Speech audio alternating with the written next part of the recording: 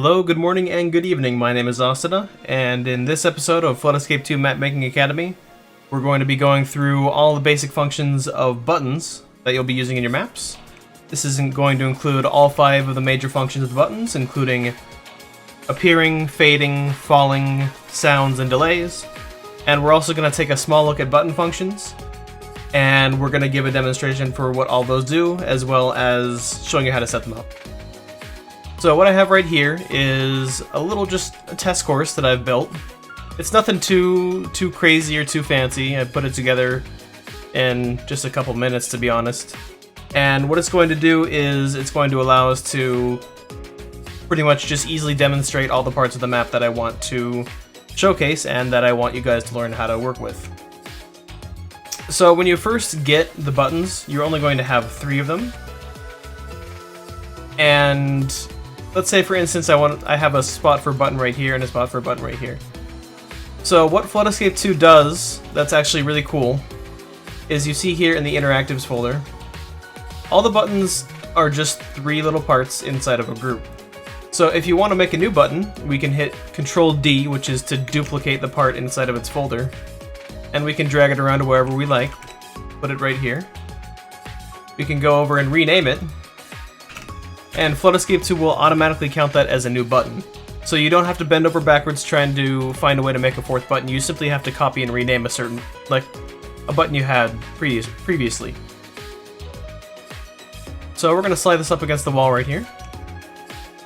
The only caveat to this is I would not recommend doing this for the first button. I actually haven't tested this myself, but it might stay green.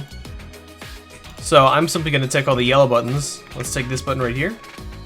And for the last button, we're going to simply lay it down this. And we're going to place it in the center like this. And then don't forget to rename it. Underscore button 5. And there we go. Now we have all 5 buttons laid out. So placing buttons is easy. You shouldn't have too much difficulty trying to figure that out. However, actually getting the buttons to work is a little more complicated. So what we have is this plank that we have right here. And let's say we want it to not exist. So we want it to look like this. And then when the player presses the button, the plank appears. So that doesn't actually require any scripting work. What we're going to do is click on the plus right here in the studio on the Explorer on the right. And we're going to search for object value. So we can type in OBJ and it'll give us an object value. And all we want to do is rename this to underscore appear 1. And what this will do is when this button gets pressed, it will make sure that this part right here, it'll make sure that you can see it 100%, and it'll make sure that it is can't collide true, so you can walk on it. And so when we're actually setting up our map, we initially don't want this to be seen or to be walked on. So what we're going to do is actually set it to as if the buttons were never pressed in the first place. So we're going to check off can't collide, and we're going to set the transparency to 1. And so we can't see it or interact with it, but in the game when we press the button, it will appear, as the tagline here says. So for this next one, we have this really big wall. And we're going to do the same thing as with the previous. We're going to grab an object value. And we're simply going to rename it to underscore fade 2. So for the naming conventions for everything in Flood Escape, if there's an underscore in front of it, Flood Escape 2 treats it as important, so it'll actually look at it. Then fade is what you want it to do. So for this one right here, you have appear. So you want it to appear after you press the first button, so that's where the 1 comes from. Here, it'll be fade 2, so after we press the second button, which is this button right here, it will fade away, or it'll instantly disappear. And so because we want this to be in the way, we're going to keep it just as it is, which is completely opaque, and we're going to keep it can't collide. And when we press the button, it's going to be completely transparent, so it's going to look like this. And it's going to just be can't collide false, so you can walk right through it as if it doesn't exist. Because It pretty much doesn't.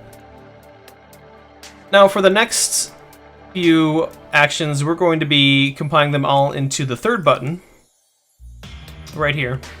So what I want to happen is if I go to play here, if you're not pressing the button, those colored balls will stay there.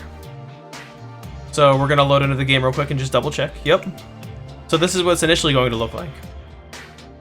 And so what I want to happen is I want for these to pretty much fall. And so there's an easy way to do that. What we can do is add another object value. And we're going to rename it to _fall3.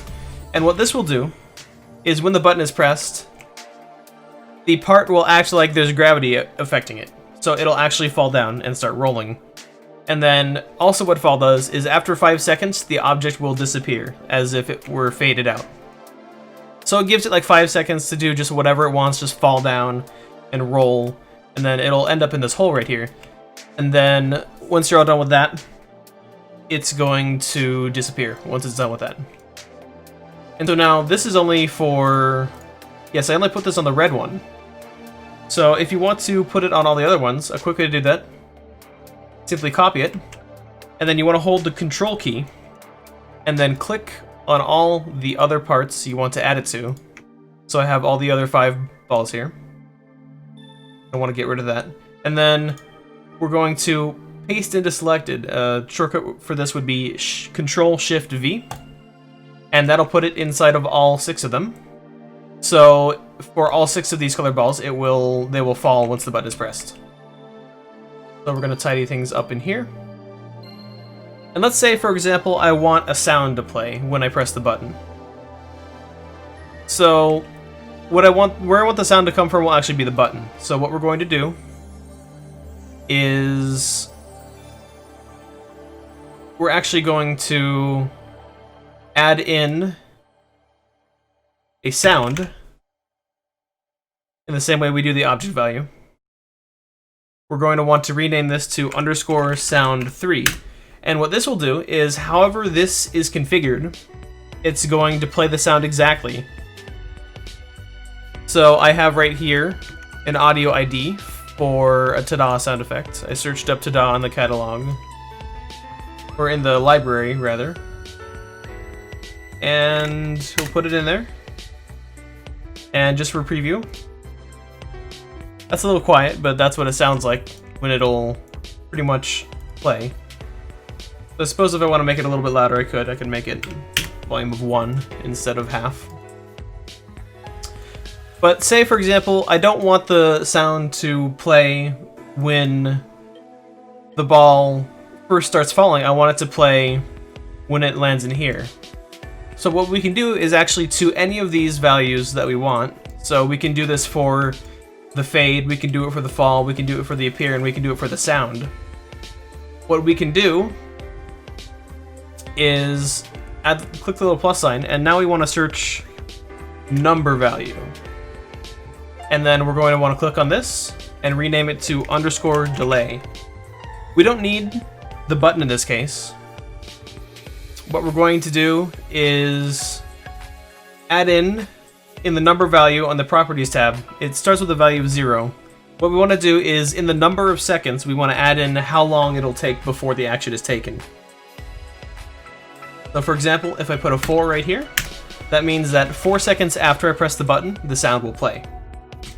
And say, for instance, I also want to add it to, we'll add it to the purple one because it's at the back. We can also just paste it into here. Actually, no, we don't put it in the part. Remember, we put it inside the value itself. Put a delay on it. And then let's say we want to make it a little shorter. So instead, 2 seconds afterwards, this one's going to be falling a little bit later than all the other balls. So that's pretty much it for the main button functions. And now what I want to go over, well, okay, I shouldn't say button functions, more like the button commands. And if you need a refresher on these at any time, you can actually find them in the instructions. And it's under the interactives. section, you see fall number, fade number, appear number, sound number, and delay. If you need a refresher or just like a too long didn't read, you can look in here. Otherwise, that's pretty much it for that. What we want to do now, sorry if you can hear my dog barking, he's a rascal. What we can do now is start going into something called the event string or event script. It's a little bit advanced, but I guarantee you once you know what you're doing, it shouldn't be too difficult. But pretty much, we actually don't have an event script here. The map kit only gives you an event string. So what we're going to do is actually go here and create a new script. And this will simply be called script. It's going to just have the default whatever. We're going to want to rename it to EventScript.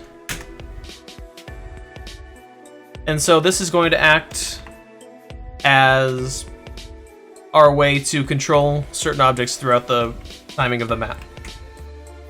And what we have here is EventString, which was the old version of EventScript. Pretty much we can use whichever one we want, but when we're finalizing our map, we only want to have one or the other. I prefer using EventScript because it's a little easier to see what you're doing, and if something's wrong, you can change it a lot quicker.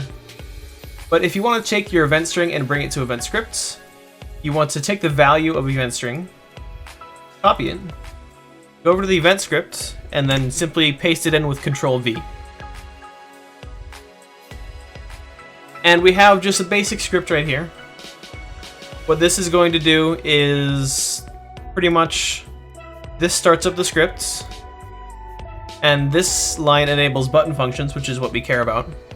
And then this is just the regular timing for the map. This is what's going to happen like with the water, like without pressing any buttons. Like you know how the water rises in Sinking Ship or in any other map without having to press any buttons. Alright, so at first when you're working with button functions, it's going to seem a little bit intimidating, but pretty much with button functions, most of the complicated stuff you're simply going to be copying and pasting, and the actual stuff you want to do with the button will be pretty easy to make as well. So, if you want to start making button functions, the line you want to type in is lib.btnfuncs. So it should look like just this. And then you want to type in the square bracket, and then in the square bracket, it's going to be the button that you're going to want to use the button functions with. So this one right here is button 4. So we go back to the event script and we type in a 4 here. And then after this, we're going to type in equals function. And then what this is going to do is it's going to tab over the line a little bit, and it's going to put an end right here. And now once you have this basic shell, you're going to want to, in the indented code, so right here, you're going to want to just add in the script commands that you want to happen when the button is pressed. So for this block, I want it to act kind of like a fade, but instead of disappearing completely, I actually want it to be semi-transparent. I want it to look maybe like this, which is fine. We can do that with button functions. So what we want to do is we first want to give this part a unique name so that the script can find it. So let's rename the part to something that we will remember, something like yellow wall. Okay, so we go into the scripts, and whenever you're referring to a part in the map, you're going to want to start with lib.map. And pretty much, once you have this, when you upload the map, it's going to be anything else afterwards. So if I were to group geometry and interactives and settings and all the other parts together, if you were to go, all of that would be under lib.map. So what we can do here is, because this is not grouped up under any folder, we can simply say lib.map.yellowWall. And then now that we're like looking at the part, the script knows, okay, we're looking at this yellow wall part. What do you want to change about it? Let's change the transparency. And we want to set that to 0.6. Okay, great. And so now the wall is transparent, but you still can't walk through it. So we're going to do the same thing, lib.map.yellowWall. dot can collide, which is right here, can collide, equals false. And so, what will happen, the player presses this button, and then immediately it jumps to the event script, which does two things. It looks through the map to find the yellow wall part, and it first changes the transparency to 0.6, and then it sets the can collide to false. So once the button is pressed, it'll disappear just like that. And so, because we want it to appear at the start of the map, we're going to once again keep it as it is before we press the button. And now finally, for the fifth button, what I actually want to have happen is I want to take this platform, let's say 20 studs, and I want it to, it's actually a group of a group of platforms called Rising Platform. And what I want it to do is I want it to actually start down here, and then I want it to kind of slowly, right, maybe I'll bring it up a little bit higher, so let's do like right here. And I want it to rise up. So when you press the button, I want it to slowly just go back up to where it was, like that. So what we can do with this is Felicica 2 already actually has a really good command for moving objects over time. And if you look in the event script, you can see this moveWater function. And that actually works for any part in the map. It doesn't only work for the water, you can use it for whatever you want. It's a little deceptive. So what you can do is we're going to make another button functions. So lib.btnfuncs5 equals function. Oh, I forgot to put the parentheses. There we go, now we have the end. And now, what we're going to want to do is in each of in the geometry folder, so keep in mind it's in a different folder. So let's make sure all these parts are individualized. So we have, we'll call them center, left, and right. So there we go, we know where the parts are that we want to affect, and we know that we have moved it 16 studs. So it's important to note when you're working with moveWater, you want to know exactly how far you want your parts to move. So let's go back to the event stream, or the event script rather, bring it back down there.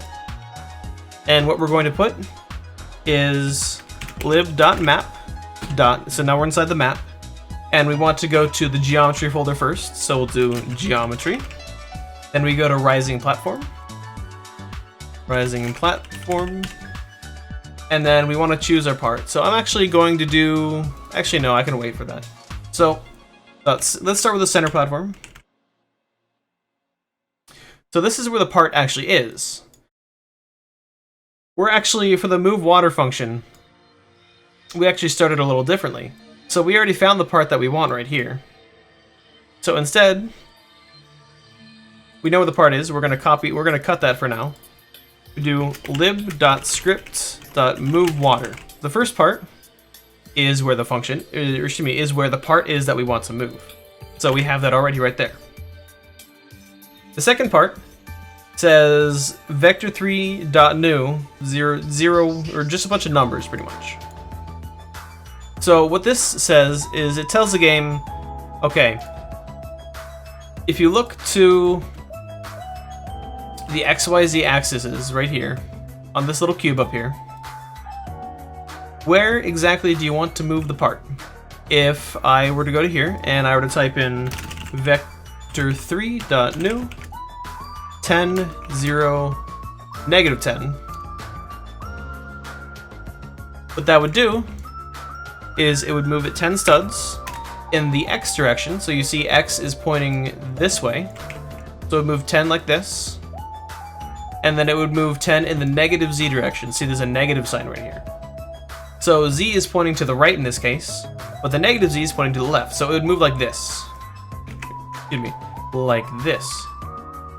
And clearly we don't want it to move like this. What we want it to do is move 16 studs upwards. So instead, we're going to put vector3.new 0, 16, 0. The next part of the function is how long you want it to take. So how long it takes for it to go from here to here. If you want it to be instant, you can put in 0 or 0.001. If you want it to be kind of fast, you can do maybe half a second or 1 second. If you want it to be slow, you can do 3 or 4 seconds. I want it to be at a kind of neutral pace, so I might do 1.6 seconds.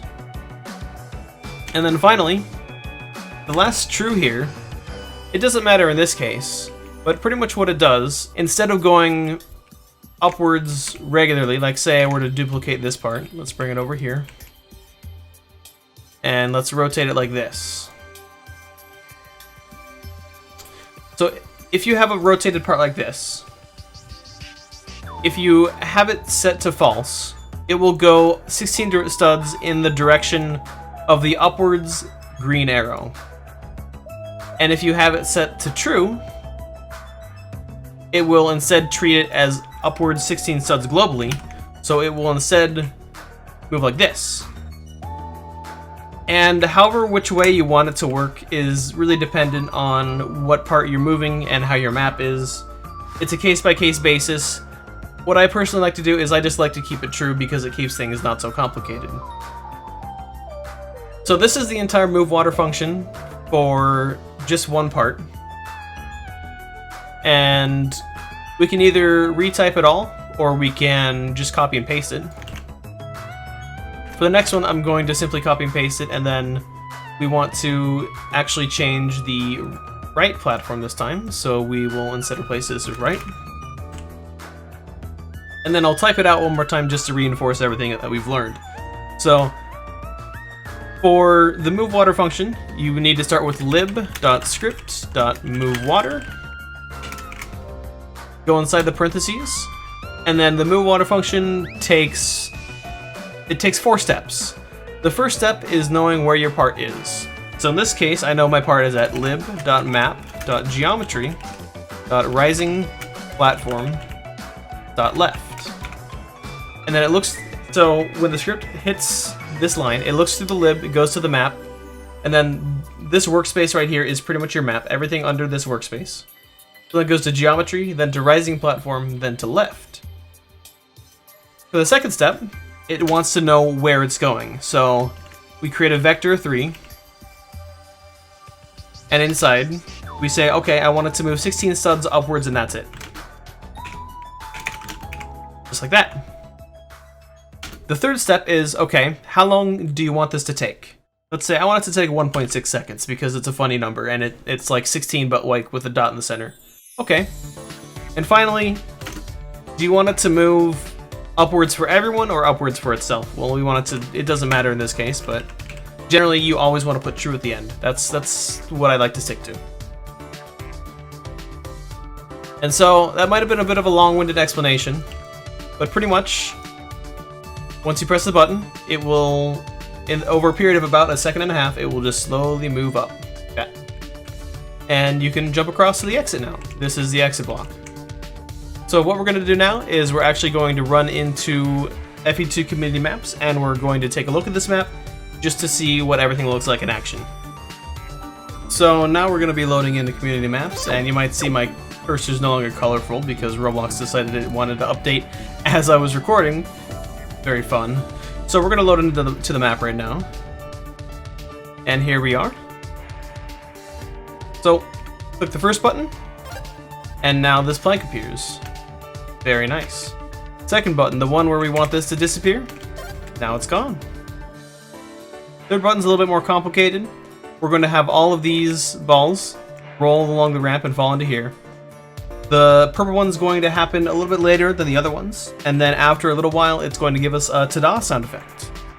So let's see that in action. Now the purple one falls. Ta-da! And they're gone. The fourth one is supposed to make this block can collide false and transparent, kind of. There we go. And finally, with this last one, it's supposed to come up. And there we go. So clearly there was something wrong in the script where we missed the left block, and we can actually bring up the load maps thing. and it'll tell us Rising Platform. So I misspelled platform when I retyped in the new one. That's why copying and pasting can help and hinder you. So I mistyped that. I can go back into Studio and change that, re-upload it, and then everything should be working perfectly fine. And then of course, there's this other bug that's telling me intro is not a valid member model. That's okay, because we don't have an intro. We're actually going to be going over that in the next video. But for now, I hope you guys now understand how to work with all the features of buttons, including their 5 main functions as well as button functions. I also gave you a little bit of a demo when it comes to scripting the map. I'm going to give that a much more in-depth explanation later on. So, now you have a basic grasp of how buttons work in Flood Escape 2, including the 5 main ways they can interact with the environment, as well as button functions. In the next episode, we're going to go over the ins and outs of the intro and the outro for your Flood Escape 2 map. Until then, this has been Occida. See you soon.